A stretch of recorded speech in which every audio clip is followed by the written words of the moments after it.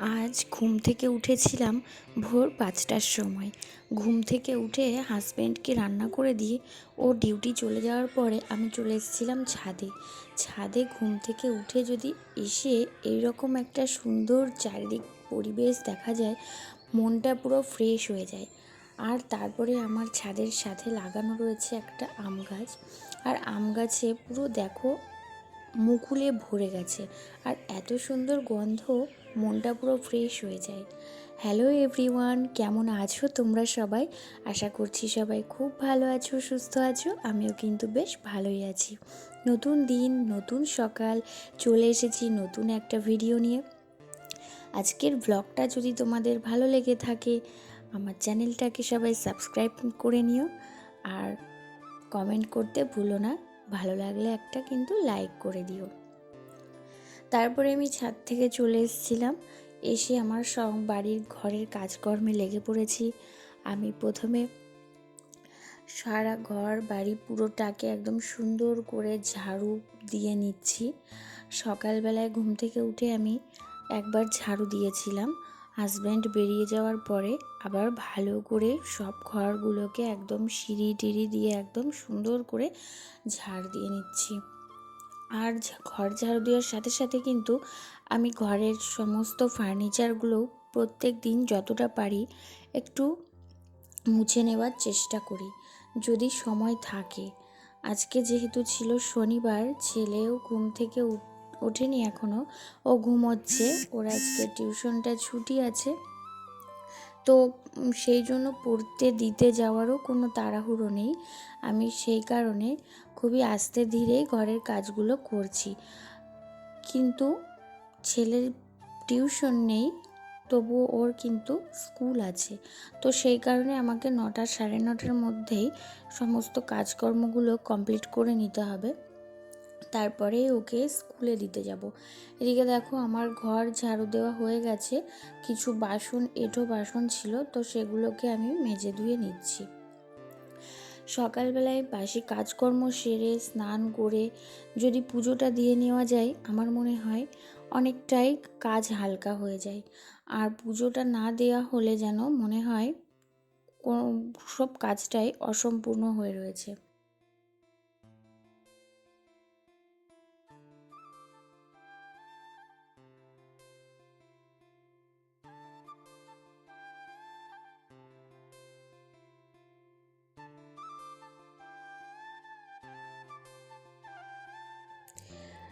তো এঁটো বাসনগুলো যা ছিল আমার সমস্তটা ধোয়া মোছা হয়ে গেছে। আমি রান্নাঘরটাকেও গ্যাসটা পরিষ্কার করে রান্নাঘরটাকে পুরো ক্লিন করে নিলাম। এরপরে চলে এসেছি আমি ঘর মুছতে। ছেলে যেহেতু বিছানায় এখনও শুয়ে আছে, তো আমি আর ওকে ডাকিনি। এখন বাজে বেলা ওই 7:30 মতো।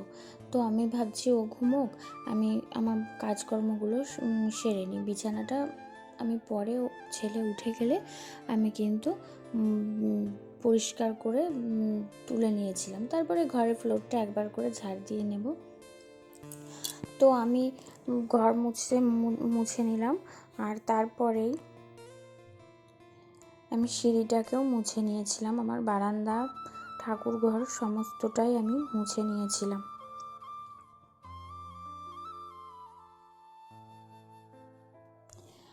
আমরা এখন সবাই ঘর কিন্তু লাঠি দিয়েই মুছি, কিন্তু আমার মনে হয় ঘর লাঠি দিয়ে মোছার থেকে হাত দিয়ে মুছলেই যেন বেশি পরিষ্কার হয়। আর এদিকে দেখো আমার গাছে একটা সুন্দর গোলাপ ফুটেছে, এটা আমার নিজের হাতে লাগানো গাছ।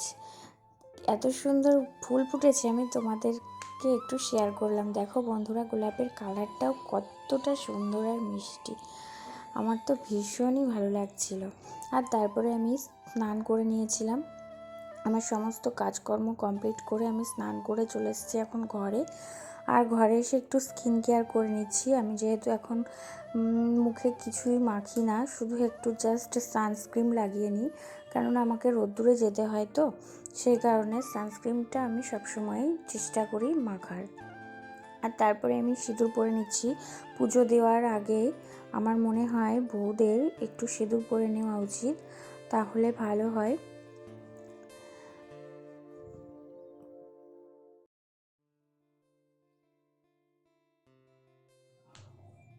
তারপরে আমি মাথাটাকে চুলটাকেও সুন্দর করে আঁচড়ে নিচ্ছি। আর তারপরে আমি চলে গেছিলাম পুজো দিতে। পুজো দেওয়ার সময় আমি আর কোনো ভিডিও শ্যুট করিনি।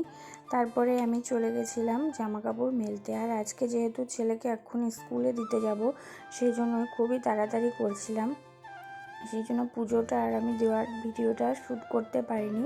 আর এখন যেহেতু ছাদে প্রচণ্ড রোদ, আর জামা কাপড় রোদে দেওয়ার সাথে সাথেই মিনিমাম 1 ঘন্টার মধ্যে সমস্ত জামা কাপড় শুকিয়ে যাবে, বেশিক্ষণ আর সময় লাগে না। আর কিছুদিন বাদে আর ছাদে কিন্তু জামা কাপড় মেলাই যাবে না, তখন নিজেই জামা কাপড় মেলতে হবে।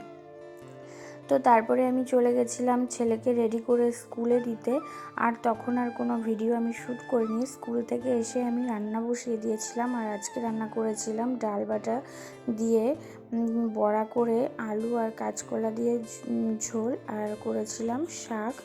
তো আজকের ভিডিওটা যদি তোমাদের ভালো লেগে থাকে তাহলে সবাই একটা লাইক করে দিও। আর দেখা হচ্ছে নেক্সট কোনো ভিডিওতে। Thank you so much.